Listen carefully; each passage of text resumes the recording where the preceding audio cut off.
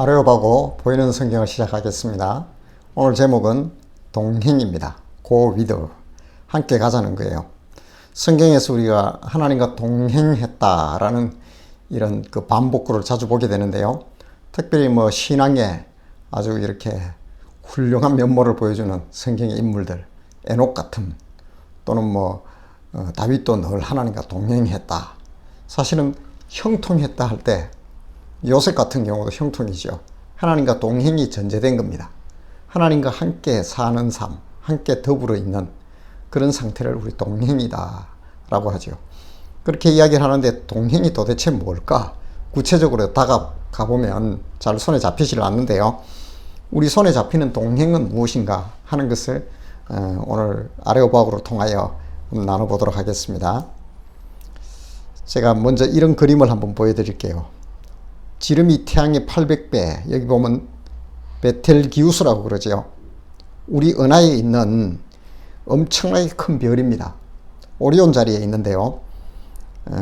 거리로는 640광년 거리에 있습니다. 우리 은하가 한 10만 킬로가 넘어가니까 직경이 지름이 그 정도 넘어갑니다. 640광년이면 그렇게 멀리 있는 건 아니에요. 그러나 빛의 속도로 640년간 달려야 됩니다. 베텔기우스예요. 이 별이 이렇게 크죠. 그런데 여기 보면 태양이 여기 있습니다. 태양이 조그만하죠. 태양하고 비교해 보세요. 사실 이거보다 더 작습니다. 이게 이렇게 좀 과장되어서 이렇게 표현되어 있는데, 태양이 얼마나 큰지는 아시죠? 우리 지구가 100만 개 들어갑니다. 100만 개. 태양 속에 지구를 집어넣으면 100만 개 들어간다니까요. 사실 태양계는 태양이 전부라고 보시면 됩니다. 98%가 태양계의 98%는 태양이에요. 그렇게 거대한 태양에 비해서 베텔기우스는 또 이렇게 크다는 거예요. 지름만 800배니까 제가 계산을 안 해봤는데 이건 태양이 한 또 100만 개 안 들어가겠나요? 그리고 640광년. 지구에 비하면 비교도 안 될 정도로 크지요. 자, 이렇게 큰 별을 제가 왜 보여주느냐 이제 나옵니다. 이런 별들은 별들의 일생을 통하여 어떤 일들이 생기냐면, 큰 별은 그 에너지 덩어리잖아요. 항성은 사실 핵발전소입니다. 별이 하늘에 그 빛나는 행성이 아닌 항성, 태양 같은 것들이 항성이에요. 빛을 내는 거는 핵폭탄이 지금 터지고 있는 거예요. 그 안에서 핵융합이 일어나죠. 우리는 핵을 분열을 시키는데 하나님은 항성을 통하여 그 속에서 핵을 융합을 시키고 있어요. 그래서 수소가 헬륨이 되고 점점 무거운 원소들이 만들어져서 나중에는 쇠도 만들어지고 철도 만들어지고 그런 금도 만들어지고 무거운 원소들이 핵융합을 통하여 자꾸 합쳐지는 그런 현상을 가져오는데, 아까 앞에서 보았던 이 베텔기우스 같은 이 거대한 별들은 엄청난 부피와 크기를 가지고 있으니까 엄청난 질량이 있겠죠. 태양 질량의 1.44배 이상이 되고 어느 정도 압력이 맞아지면 여기는 태양 질량이 한 20배 이상 넘어갑니다. 베텔기우스는. 근데 이 정도 되는 별들은 수축할 거 아니에요. 엄청난 그 중력이 작용하니까 이 도망 못 가고 수축해요. 그럼 수축했다가 다시 또 어느 정도 우리가 바람을 눌리면 이렇게 했다가 반발하듯이 별이 수축됐다 말았다 이렇게 합니다. 안 보여도 하나님 그렇게 만들어 놨어요. 그 안에서 핵융합이 일어나면서 수축됐다가 또 원자의 힘은 또 도망가려고 해요. 압력이 가해지면. 그러면 그렇게 하면서 별이 수축했다 말았다 이럽니다. 그러니까 하늘의 별들이 왜 반짝반짝 하느냐? 이건 반짝반짝. 물론 빛의 굴절 때문에도 그렇게 하지만은 베텔기우스 같은 큰 별들이 이렇게 움직입니다. 이게 변광성이라 그래요. 세페이드 변광성이라 그러는데, 이게 쭉 하나님께서 이렇게 반짝반짝하게 만들어 놨습니다. 그런데 이 베텔기우스 같이 이렇게 큰 별들은 어느 순간이 되면 이렇게 왔다 갔다 하면서 자기의 에너지를 소진하게 되면 어떤 일이 생기냐면, 들어보세요. 여기 재미가 있습니다. 이게요. 하나님이 만든 우주가 너무나 신비해요. 이게 어느 정도가 되면 너무너무 쪼그라드는 거예요. 너무너무 당기는 그 힘들이 크기 때문에. 그래서 외부로부터 확 급격하게 거의 광 속에 거의 가까울 정도로 순식간에 쪼그라들 때가 옵니다. 어느 정도 에너지가 소진되면. 그러면 급격하게 확 줄어들다가 또 급격하게 튕겨낼 거 아니에요. 팍 튕겨내는, 이걸 초신성이라고 합니다. 별이 폭발하는 거예요. 거대한 폭발을 일으켜요. 슈퍼노바지요. 거대한 폭발을 일으키는 이 초신성. 아마 예수님 탄생 때도 그 초신성이 폭발했는 것 같아요. 뭐 별들을 따라오고 낮에도 보이거든요. 이게 지금 베텔기우스가 곧 뭐 그 초신성 폭발을 할 것이다 그래요. 이 천문학에서 곧 하면 한 10,000년까지도 갑니다. 그냥 모르지요. 뭐 640광년 거리에 있으니까 이미 폭발했는 줄도 몰라요. 우리는 조선시대 훨씬 전부터 지금은 조선시대겠네요. 조선시대 2조 500년 그때 이미 아마 시작할 때 이성계가 막 집권하고 이럴 때 이미 폭발했을 수도 있어요. 초신성이 달려오는 거리가 640년 걸리니까 빛이, 그렇게 지금 우리가 보고 있는 이 별은 사실은 640년 전에 빛을 그 모양을 보고 있는 겁니다. 자, 그래서 이런 것들은 팍 폭발을 하고 나면 또 안에서 이제 그 안으로 수축됩니다. 뭐 어느 정도 이제 성운간 뭐 그 가스 형태로 다 흩어지고 난 뒤에 안에 있는 또 그 가까이 있는 것은 또 그 강력한 중력과 인력에 의해서 쪼그라듭니다. 다시 또 슈퍼노바가 일어나고 초신성이 일어나고 난 뒤에 그 폭발 후에 다시 또 쪼그라든다니까요. 그래서 막 모이면 어느 선이 되면 중력이 너무너무 강해버려요. 이 베텔기우스 같이 너무 큰 것들은. 그러면 어떻게 되냐면 어느 인계선을 넘어가 버려요. 슈바르트 실처 값이라는데 어느 순간에 넘어가 버리면 밀어내는 힘보다 잡아당기는 힘이 더 커요. 예. 그렇게 되면 어떻게 되냐면 너무너무 커서 계속 쪼그라드는 중력의 한계를, 그러니까 원자가 막 뛰어나가려는, 폭발하려는 그 힘을 상쇄하는 힘이 당기는 것. 그래서 모릅니다. 그 값은. 그때 이제 어떻게 되냐면 너무 쪼그라드니까 몰라요. 예. 각 설탕 하나에, 블랙홀 같은 경우는 블랙홀이 되기 직전에 이제 그 별들이 중성자 별 뭐 이렇게 하는데 각 설탕만한 요만한 하나에 코끼리가 2,500만 마리가 들어간다고 보면 됩니다. 이 물질이 하나님 그렇게 창조하셨다니까요. 그래서 그 정도의 무게를 가지는, 그걸 현저하게 초월하는 흡입력을 가지는, 더 이상 뭐 빛도 못 빠져나가는 이 블랙홀이 되어버립니다. 다시 말해서 큰 별들 있잖아요. 그게 죽을 때는 초신성 폭발 후에 중성자나 뭐 이런 중성자 별, 백색 외성 이런 것들이 되지 않으면, 그보다 더 커버리면 블랙홀이 되어버린다는 거예요. 이 블랙홀의 흡입력은 거의 상상을 초월합니다. 빛도 못 빠져나오는, 그래서 까맣게 보이는 거예요. 옆에 있는 이런 것들은 다 빨려 들어가고 그 경계선에 있는 뭐 사건의 지평선이라 그래요. 이벤트 호놀라이즈라는 그 선에 있는 것들이에요. 다 빨려 들어가면 다 빨려 들어가고 시간이 지나면 다 빨려 들어갑니다. 이게 회오리 치면서 들어가는 모습이에요. 자, 이게 이제 블랙홀인데 제가 이렇게 왜 너무 딱딱할 것 같았어. 하나님의 사랑을 어떻게 표현할까 하다가 제가 한번 이런 생각을 해봤어요. 사망의 블랙홀이라는 지난주 제가 우리 성도님들과 말씀을 나누었던 거기에도 보면 사망의 블랙홀, 이 죽음이에요. 죽음. 강력한 흡입력이 있어서 절대로 빠져나오지를 못해요. 제 생각에는 아무래도 이 블랙홀에 우리 그 찻잔을 한 컵도 온다 그러면 아마 지구를 다 압축을 해도 그 무게가 안 될 거예요. 다시 말해서 이 블랙홀은 엄청나게 압축되어 있는 흡입력을 가지고 있다고 보시면 됩니다. 사망의 블랙홀을 제가 이렇게 표현을 했는데 그런 것 같아요. 아무래도 이게 사망의 블랙홀, 이것은 바로 정말 우리가 거부할 수 없는 강력한 죽음의 힘인 것 같아요. 그런데 그것을 벗어나올 수 있는 게 뭐라고요? 하나님의 사랑입니다. 그래서 우리를 죽음과 사망에 내어놓지 않겠다는 게 하나님의 고집이지요. 그 독생자 예수를 통하여 사망이 원하는 대가를 줘버렸다는 거예요. 그렇기 때문에 사망은 나를 흡입할 이유가 없어집니다. 거듭난 거예요. 성도를 저는 이렇게 한번, 거듭난 성도를 이렇게 한번 표현을 해봤습니다. 자, 그런데 이제 오늘 그 본문으로 돌아가 보면 에녹이 하나님과 동행하더니, 여기 동행이 나오죠. 동행. 하나님과 동행을 하더니 하나님이 그를 데리고 갔다는 거예요. 이때 나이가 365세였어요. 365. 그래서 뭐 가끔씩 설교하시는 목사님들 이야기 들어보면 365일 동안 하나님과 동행하며 하나님이 데려간다. 에녹에게 그것을 말씀하시는 것이다. 우리에게 주는 교훈은 365일간 하나님과 동행을 해야 된다. 아, 맞다고 봐요. 뭐. 네, 맞는 말입니다. 그러니까 오늘 이 주제가 뭐냐면 동행입니다. 동행.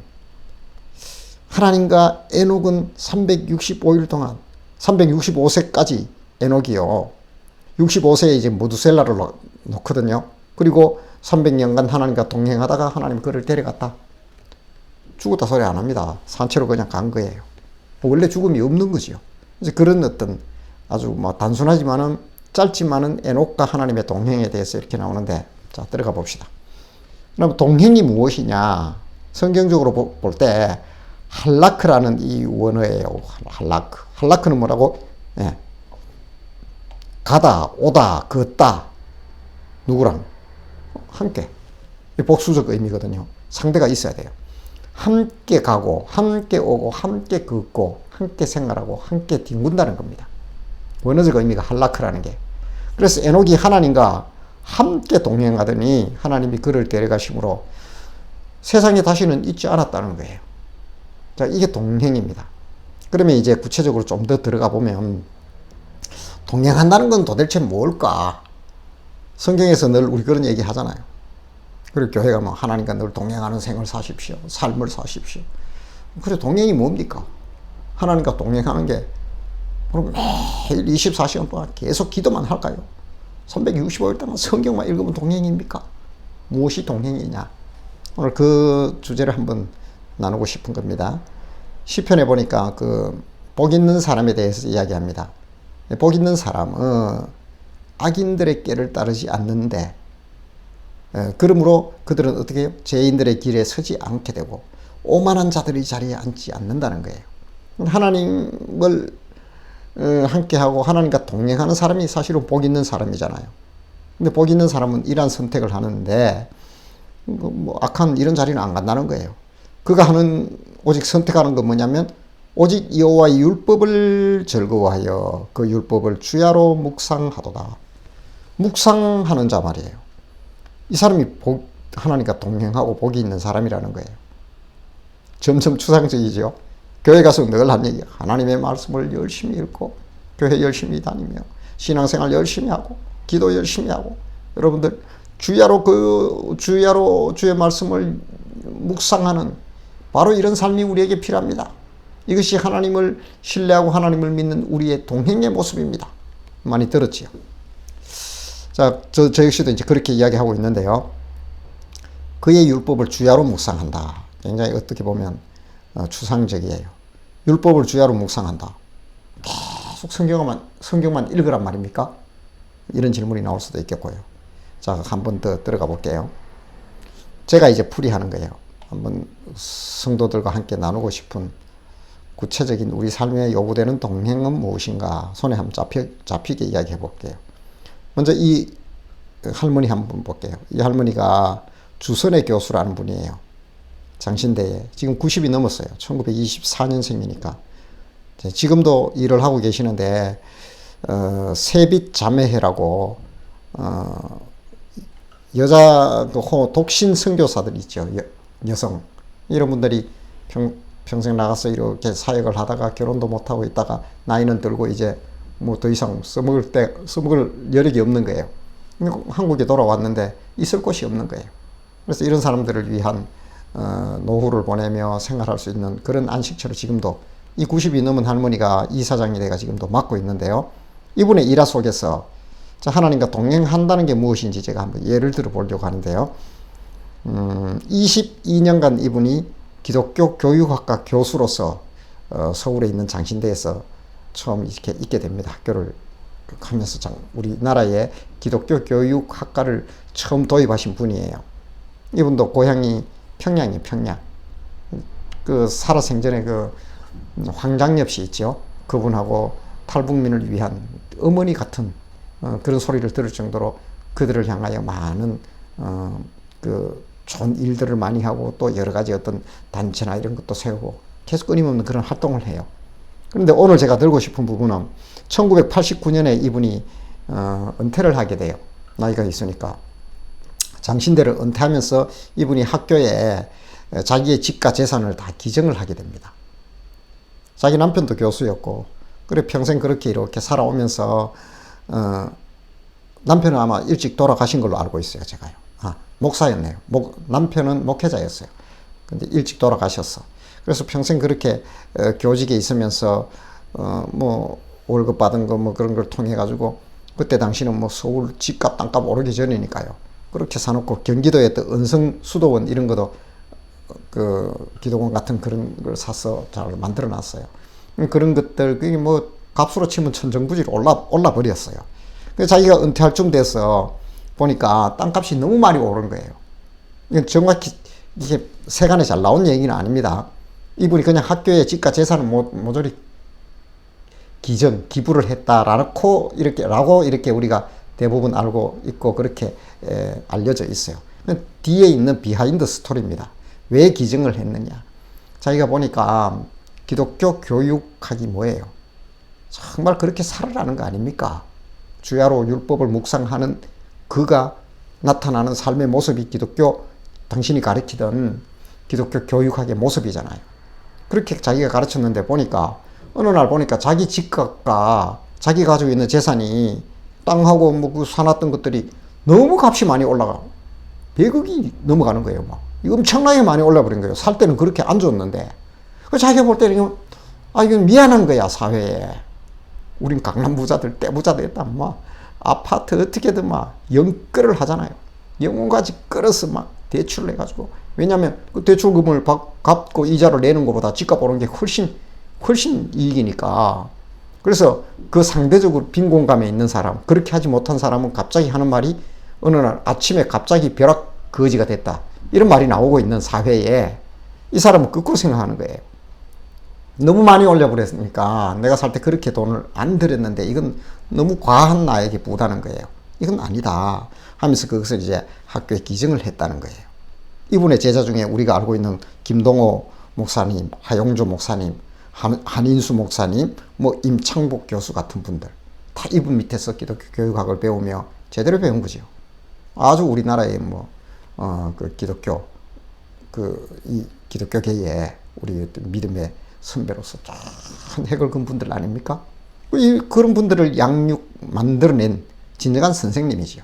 당신이 보니까 이건 아니다. 제가 이제 주야로 율법을 묵상하는 게 무엇인지 하는 것을 지금 주선의 교수님의 이 일화를 통하여 설명을 해드리고 있는데요. 그런 이야기를 해요. 우리가 예수 믿는 내가 이러면 안 되지. 자, 이 범위가 굉장히 넓습니다. 제가 볼 때는 예수 믿는 내가 이러면 안 되지. 자, 이 부분은 개인에게도 또 개인별로 맞춤식으로 적용이 될 거예요. 어떤 부분에서 내가 둔감할 수도 있고. 그러나 어느 정도 포괄적인 면은 나온다고 봐요, 저는. 그것이 바로 하나님의 율법, 다시 말해서 주의 말씀, 다시 말해서 하나님이 내 삶 속에 간섭되고 있다는 거예요. 자꾸 바치는 거예요. 주선의 교수님은 그게 자꾸 바친 거예요, 본인에게. 야, 이건 내가 갑자기 부자가 되는 것 같은. 그리고 사실 나의 땅과 이런 거 크게 들어가지 않았는데, 그리고 내가 먹고 살고 남은 생하고 이런 거 해보니까 자기 다른 방법만 해도 충분히 연금하고 먹고 살거든요. 다 기부를 한 거예요. 그래서 물었다는 거예요. 왜 이렇게 기부를 하느냐. 그 얘기가 이제 흘러나온 거예요. 어느 날 보니까 땅값이 너무 오르고 내가 너무 부자가 되어 있는 거라는 거예요. 이건 돌려줘야 되겠다는 거예요. 이건 내 것이 아니라는 거예요. 어떻게든 더 가지고 오려고. 대장동도 어떻게든 개발하려고. 그 좀 정직이 들어가면요. 그 문제 간단하게 해결됩니다. 욕심낸 거예요. 국민의 대부분 집단 지성은 다 깨닫고 알고 있는 게 뭐냐면, 저건 아니지 않느냐 하는 거예요. 근데 끝까지 맞다고 이것저것 9가지 거짓을 들어대고 여기도 대고, 제가 누구를 폄하하는 건 아니에요. 여기 되면 또 이거 되고 이거 되고 이거 되고. 그러면 또 그 각가지 명분을 가지면 그 사람들 한번 들어가 볼까요? 자, 우리가 정말로 하나님과 동행한다는 게 뭔가. 제가 살아오면서 제 주위에 이름을 거론하기는 그렇지만 참 믿음이 좋은 사람들을 보게 되는데, 그 사람들을 제가 여기 직역할 수가 없어서 좀 답답한데 제가 느끼는 게 그런 부분들이 있어요. 정말로 저분은 하나님과 동행하고 있다. 그 보니까 엉뚱한 갑자기 자기에게 그런 어떤 큰 돈은 아니지만 그래도 몇십만 원이 떨어진 거예요. 보니까 문제는 없어. 남편을 통해서 들어왔는데 그 돈을 어떻게 보니까 자기가 쓰기에는 이건 아닌 것 같다면서 이제 전도사로 이제 신학대학원에 이제 다니고 있는 저에게 주는 거예요. 그럼 나는 이거 써도 되느냐? 그럼 이건 이렇게 저렇게 해도 문제 없는데 내가 쓰기에는 좀 아닌 것 같다 하는 거예요. 어떻게 그 돈이 굴러 들어온지 그건 제가 다 얘기 안 할게요. 그래서 제가 그걸 보면서 하나님께 간섭을 받는구나, 저 사람은. 믿음이 좋은 거지요. 그 동행하는 거지요. 하나님이 동행하지 않으면 어떻게든 막 땅값 올리는데 투자하려고 어떻게든. 아니 주선의 교수가 생각할 때 보니까 상대적 벼락 거지가 되는 사람들이 생각이 나는 거지요. 내가 이렇게 너무 갑작스러운 부를 너무 많이 가지고 있으니 이걸 가지고 기독교 교육에 대해서 이야기를 하면서 무슨 어떤 정신에 근거해서 이 학생들을 김동호 목사부터 이런 분들을 가르쳤겠나요? 공의와 정직과 사랑으로 나보다 내 이웃을 먼저 생각하라고 가르친 거예요. 근데 당신에게 보니까 갑자기 너무 많은 게 있으니까 그렇게 이제 한원을 시키는 이런 모습이 제가 이제 볼 때는 동행이 아닌가. 그래서요, 저는 이런 부분들을 우리 성도님들이 개인적으로, 저도 이 선이 맞습니다, 그렇게 제가 할 수 없어요. 본인의 영역입니다. 본인들이 판단하시고 본인들이 결정하시면 되는 거예요. 그것이 바로 하나님과 동행하는 것이 아닌가. 물론 그 깊이와 넓이 어디까지 가는지는 제가 어떻게 단정하지는 못해요. 그러나 내가 하나님과 동행한다는 것, 그 한 목적기에는 함께 같은 의미를 가지고 있지 않을까 합니다. 목회자인 저 역시도요, 하나님이 동행한다면 제가 은행부터 다 조심해야 됩니다. 그리고 그런 것들이 정말 율법이, 하나님의 마음과 말씀이 나를 지배하는지는 저희 삶이 보증할 겁니다. 성도들이 더 잘 알고요, 가깝게는 제 가족들이 더 빨리 깨닫습니다. 그래서 저는 바로 이런 것들이 우리가 정말로 동행의 바로미터, 이 사람이 정말로 동행하느냐 하는 리트머스 시험지 같은 것이 아닌가라고 생각하는데요. 자, 다시 이제 돌아갑니다. 사랑의 블랙홀. 자, 강력한 흡입력을 가진 블랙홀이죠. 네. 그 강력한 블랙홀의 힘을 능가하는 것은 하나님의 사랑의 블랙홀인데, 마지막에 저는 에녹처럼 그 사랑의 블랙홀에 우리가 빨려가는데 그것을 저는 휴거라고 봅니다. 하나님의 강력한 사랑과 성도를 향한 하나님의 그 소유, 사랑이 근거한 것이요. 그 하나님의 강력한 사랑의 힘이 우리를 당깁니다. 그래서 천국 가는 겁니다, 우리가.